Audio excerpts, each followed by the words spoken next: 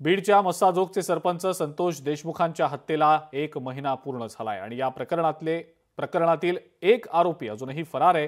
देशमुख कुटुंबियांना न्याय केव्हा मिळणार असा सवाल विचारला जातोय। पाहूया त्या संदर्भातला हा रिपोर्ट।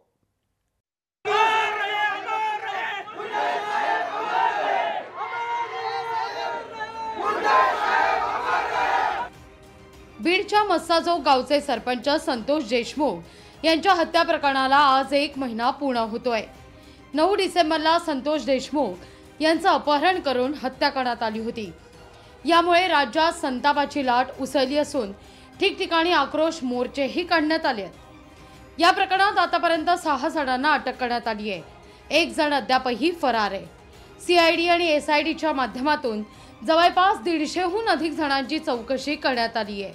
1 महिन्यात बीडमध्ये नेमकं काय काय घडलं? 6 डिसेंबरला संतोष देशमुखांचा मस्साजोग पवनचक्कीवर वाद झाला। 9 डिसेंबरला सरपंच संतोष देशमुखांची हत्या झाली। 9 डिसेंबरला धनंजय देशमुखांची केज पोलिसात तक्रार गेली। 9 डिसेंबरला केज पोलिसात 6 जणांविरोधात गुन्हा दाखल झाला। 10 डिसेंबरला बीडमध्ये सामान्यांचा रास्ता रोको। 10 डिसेंबरला जयराम चाटे आणि महेश केदारला अटक। 11 डिसेंबरला क्राईम ब्रांच कडून प्रतीक घुलेला अटक। 11 डिसेंबरला वाल्मिक कराडवर खंडणीचा गुन्हा। 13 डिसेंबरला बीड जिल्हा बंदची हाक। 13 डिसेंबरला संतोष देशमुख हत्या प्रकरणाचा तपास सीआयडी कडे। 14 डिसेंबरला केज पोलीस निरीक्षक महाजन सक्तीच्या रजेवर। 14 डिसेंबरला विष्णू चाटेची राष्ट्रवादीतून हकालपट्टी। 18 डिसेंबरला विष्णू चाटेला अटक। 19 डिसेंबरला देशमुखांच्या शवविच्छेदनात मारहाण झाल्याचं स्पष्ट। 21 डिसेंबरला पोलीस अधीक्षक अविनाश बारगळांची बदली। 21 डिसेंबरला शरद पवार अजितदादा यांनी देशमुख कुटुंबियांची घेतली भेट। 24 डिसेंबरला खंडणी प्रकरणात तपास सीआयडी कडे। 28 डिसेंबरला जिल्हाधिकारी कार्यालयावर सर्वपक्षीय मोर्चा। 31 डिसेंबरला वाल्मिक कराड सीआयडीला शरण। 3 जानेवारी डॉक्टर संभाजी वायबसे सिद्धार्थ सोनावणेला घेतलं ताब्यात। 4 जानेवारी सुधीर सांगळे सुदर्शन गुलेला पुण्यातून अटक।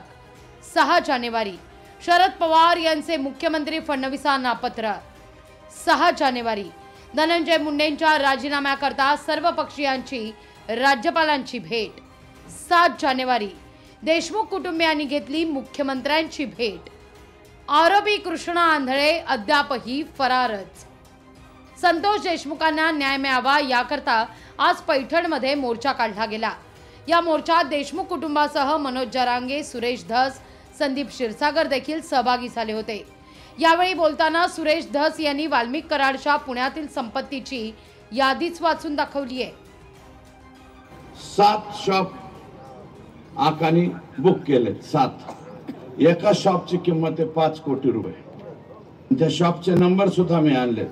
601, 602, 603, 604, 605, 606, 607 आणि 608 आहे विष्णू चाटे ची बहीण सोनवणे यांच्या नावावर।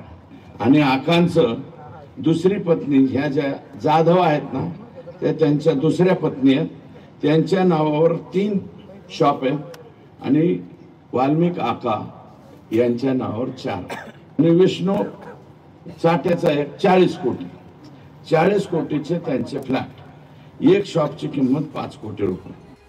वाल्मिक कराडला 2022 साली ईडीची नोटीस होती। त्याचबरोबर त्याच्यावर खंडणीचे गुन्हेही दाखल आहेत। तर त्यांच्यावर कारवाई का करण्यात आली नाही असा सवाल राष्ट्रवादी काँग्रेस शरदचंद्र पवार पक्षाच्या खासदार सुप्रिया सुळेंनी केलाय। ED enforcement director ministry of finance हे केंद्र सरकारमध्ये येतं। वाल्मिक कराडांच्या नावाने हा कागद आहे। हा तुम्ही सगळ्यांनी कदाचित तुमच्या चॅनलवर पाहिलेला आहे। हा finance ministry government of India हा कागद आहे, त्याची ही नोटीस आहे। वाल्मिक कराड जर एक्स्टॉर्शन अंडर त्यांची अरेस्ट झालेली आहे तर ईडी आणि पीएमएलए हे का लावले गेले नाहीत? Very simple it is. Santosh Deshmukh हत्या प्रकरणाची योग्य चौकशी झाली नाही आणि धनंजय मुंडेंनी राजीनामा दिला नाही तर न्यायालयात धाव घेणार असा इशाराच अंजली दमानिया देत आहेत। खरंच लढणं गरजेचं आहे की जोपर्यंत धनंजय मुंडे आम्हाला मान्य नाहीत, मंत्री म्हणून मान्य नाहीत, पूर्ण इन्व्हेस्टिगेट करून त्याचा शहनिशा करणं गरजेचं होतं.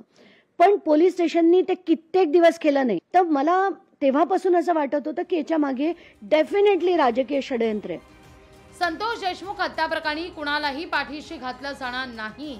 दोषींना कठोरात कठोर शिक्षा होईल अशी ग्वाही उपमुख्यमंत्री अजित पवार यांनी या प्रकरणी आता दिली आहे. त्याचबरोबर धसांनी पुरावे द्यावेत आणि आरोप करताना विचार करावा असा सल्लाही दादा देत आहेत.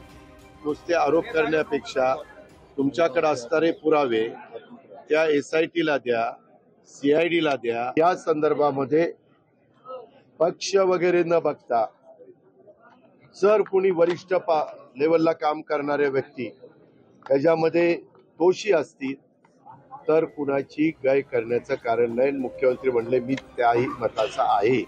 बीडमधील मस्साजोगचे सरपंच संतोष देशमुख यांच्या हत्येला महिना पूर्ण झालाय. त्या विरोधात राज्यभरात आक्रोश मोर्चेही निघतायत. काही आरोपींना अटकही झाली आहे. पण देशमुखांना न्याय कधी मिळणार हा प्रश्न अनुत्तरितच आहे.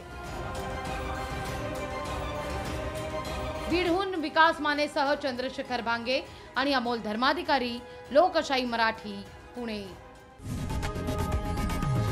लोकशाही मराठी ऐका, पहा, जागरूक रहा.